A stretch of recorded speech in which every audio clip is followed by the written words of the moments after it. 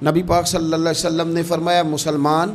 ایک جسد واحد کی طرح، ایک جسم کی طرح، ایک حصہ تکلیف میں ہو تو دوسرا اس کی درد محسوس کرتا ہے۔ انسان کے وجود کے اندر سب سے قیمتی اس کا دماغ ہوتا ہے، اسی سے سوچتا ہے، اسی سے وہ عمل کرتا ہے، اسی سے منصوبہ بندی کرتا ہے، اسی سے وہ مومن ہوتا ہے، اسی سے معاذ اللہ کافر ہوتا ہے۔ اور وجود کے اندر جس کو درجے کے لحاظ سے بولنے میں بعض اوقات کم درجہ سمجھا جاتا ہے وہ پیر ہوتے ہیں۔ اور تو میری ٹھوکر کے بھی قابل نہیں، میں تجھے جوتے کی نوک پہ، پیر کی نوک پہ بھی نہیں سمجھتا۔ ہم یہ کہتے ہیں محاورتاً کہ تو پیروں کے قابل بھی نہیں، یعنی سب سے اعلیٰ درجہ دماغ کو دیا، دل کو دیا، اور سب سے ہلکا درجہ پاؤں کو دیا۔ لیکن مجھے بتلائیے گا، اگر کبھی پاؤں کی سب سے چھوٹی انگلی، چھنگلیا، چیچی، اس پہ اگر کبھی زخم لگ جائے تو جسم کا سب سے اعلیٰ حصہ دماغ ہے، دماغ نے کبھی یہ کہا ہے کہ چھوڑو یہ تو سب سے نچلا درجہ ہے، نہیں جانا ڈاکٹر کے پاس، اتنا ٹائم کہاں ہے، رہنے دو، چھوٹی سی تو انگلی ہے، خیر ہے، ایسا کبھی ہوا ہے؟ دماغ فوراً کہتا ہے کہ باقی کام بعد میں کریں گے، پہلے ڈاکٹر کا پتہ کرو، اس کو مرہم پٹی کراؤ، کیونکہ اسے پتہ ہے کہ اگر یہاں درد رہی تو باقی جسم میں بھی درد رہے گی۔ اور یہ بھی پتہ ہے دماغ کو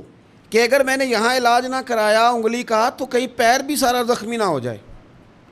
اور اگر پیر کا علاج نہ کرایا تو ٹانگیں اور باقی وجود تک بھی زخم نہ آ جائے۔ لہذا دماغ جلدی فیصلہ کرتا ہے،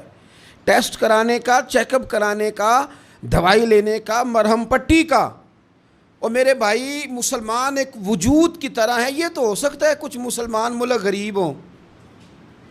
اور کچھ کے پاس تیل کے کنویں ہوں، کچھ کے پاس سونے کے پہاڑ ہوں، یہ تو ہو سکتا ہے کہ بعض اوقات یہ وہ سمجھ لیں کہ ہم اعلیٰ درجے کے ہیں، لیکن یہ یاد رکھیں اگر ایک جسم کی طرح ہیں، سوچتے ہیں اور ہیں، کیونکہ نبی پاک نے فرمایا ہے، اگر اس طرح سوچتے ہیں تو پھر میرا خیال ہے کہ جس طرح تیل کے کنویں والے کو اپنی درد ہوتی ہے نا، سونے کے پہاڑوں والے ملک کو جس طرح اپنی درد ہوتی ہے نا، اس طرح اسے کسی کو بھیکارت کی نظر سے دیکھنا نہیں چاہیے، چونکہ جسد واحد ہے۔ اور جسد واحد میں اگر کوئی درجہ بڑا بھی رکھتا ہو کہ جناب ہمارے پاس ایک بڑی جگہ ہے، متبرک جگہ ہے، ہم بڑے ہیں، تو آپ بڑے ہیں، لیکن بڑا دماغی یہ فیصلہ کرتا ہے کہ بھائی وہ چھوٹا سا پیر کا حصہ زخمی ہے، جلدی کرو، علاج کراؤ۔ لیکن بڑے دماغ والا کہے کہ میرا گھر تو محفوظ ہے، اس کا مطلب ہے بڑے دماغ والے نے یا تو سوچنا بند کر دیا ہے،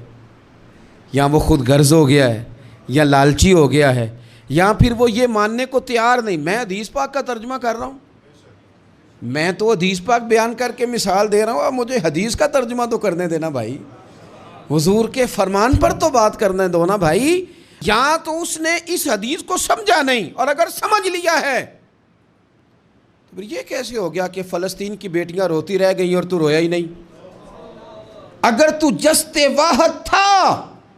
تو جس طرح تیری بیٹی روئے تو روتا ہے، اس طرح تجھے فلسطین کی بیٹی کے رونے پر بھی رونا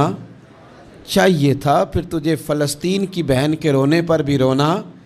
چاہیے تھا۔ یہ کیا بات ہوئی؟ ہم نے نا کسی کو چھوٹا سمجھا، کسی کو حقیر سمجھا، اور بھئی یہ تیرا خیال ہے کہ فلانا فلاں ہے اور فلانا فلاں ہے۔ اقبال کہتے ہیں اپنی ملت پر قیاس اقوام مغرب سے نہ کر،